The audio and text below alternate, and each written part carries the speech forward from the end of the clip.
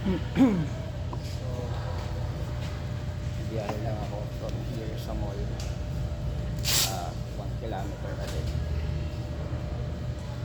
Uwi na rin ako. Pero, yun pa man. Full gear pa rin. Kasi, you never know. Kaya naman yung ma-accident eh. Tipong bumili lang ng suka. Actually, magbibili lang tornilyo dun sa motor shop.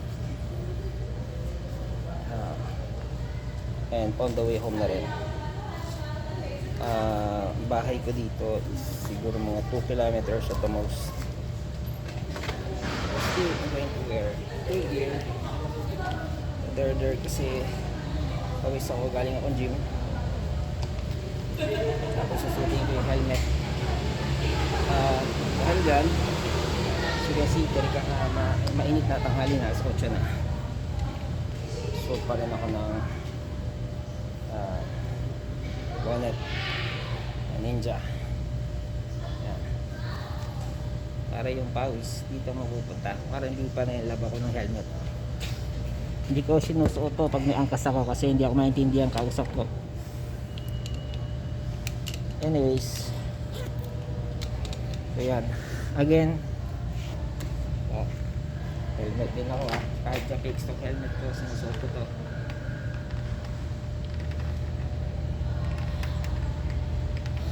Ganda ng helmet na ako. Helmet. E-bike lang to. Diba yung pag-iingat? Importante. Again, hindi ako sabi ako na na e-bike to doon sa entrance. Kaya paghihingan ako ng card mamaya or ng payment, I'll have to reiterate na e-bike na ito kasi quote and quote libre ang e-bike dito sa mall. And siguro ang mentality nila ng e-bike is yung mga small scale, no? Yung as in ang bata, may angkasan ng bata sa likod, yun ang siguro iniisip nila ng e-bike. So I have to educate them na this is an e-bike. E-bike po, thank you. Yan, see? So parang masama talaga loob nila pag libre yung parking.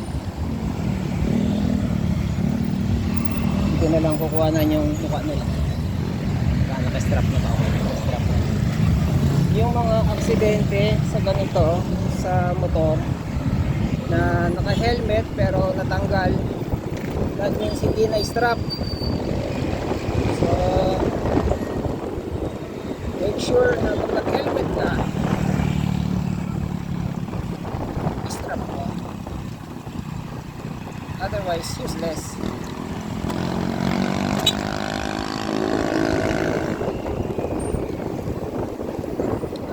Yung helmet namin na medyo pricey na pang mountain bike na nalaglag, suot ng teacher, hindi niya in-strap, nahulog sa highway, hindi ko na binalikan. Baka magibitsa pa ng disgrasya namin yun pag binalikan ko pa yan.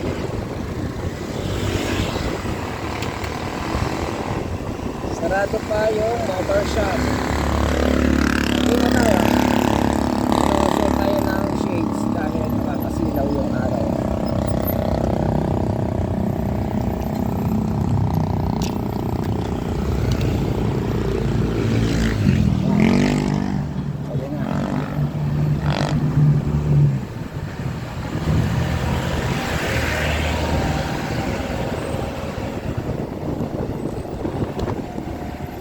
Tingnan tayo.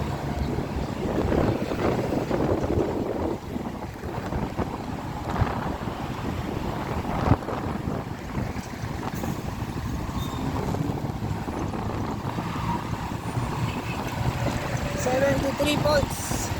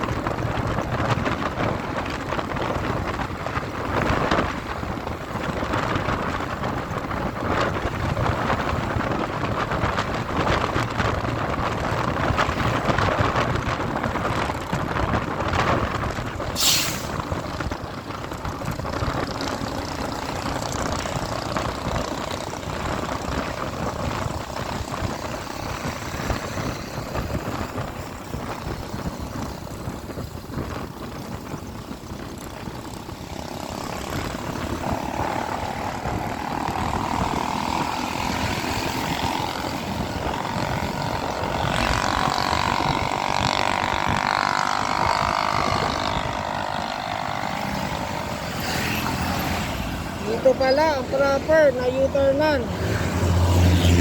Dito nawala yung broken line. Dito nawala yung straight line pala. Yan ang proper na U-turnan. Kasi doon sa street na, sa tapat ng street namin, tapat ng street namin, kapitbahay namin at disgrasya. Unconscious, mag-angkas, mag-asawa. Dahil pumaliwa dyan. Ang umangga sa kanila, sumalpok sa kanila, nag-overtake. Dun sa, kasi syempre, signal sila, tumigil, nagbigay. Tapos yung overtake, yun ang sumalpok sa kanila. So, ang tagal nilang nakabulagta sa sa dyan sa highway. Nag-aantay ng ambulansya, unconscious yung mag-asawa. And until now, hindi pa daw sila nabayaran ng damages kasi nga pareha sila may kasalanan. And yung driver, parang wala pa yatang lisensya, nagpalit daw ng drivers na may lisensya. Yung uncle lang may lisensya, yung walang lisensya yung nagdadrive, yung pamangkin niya yung nakabangga. So may mga dispute pang ganon. Kasi hindi naman talaga pwede mag-overtake. Unang-unang kurbada yon, pangalawa double straight line na unbroken, double pa. So bawal na bawal mag-overtake ton. Yun ang proper. So yun na, kauwi na, full gear. Until next time, yan tayo sa Barangay Echas.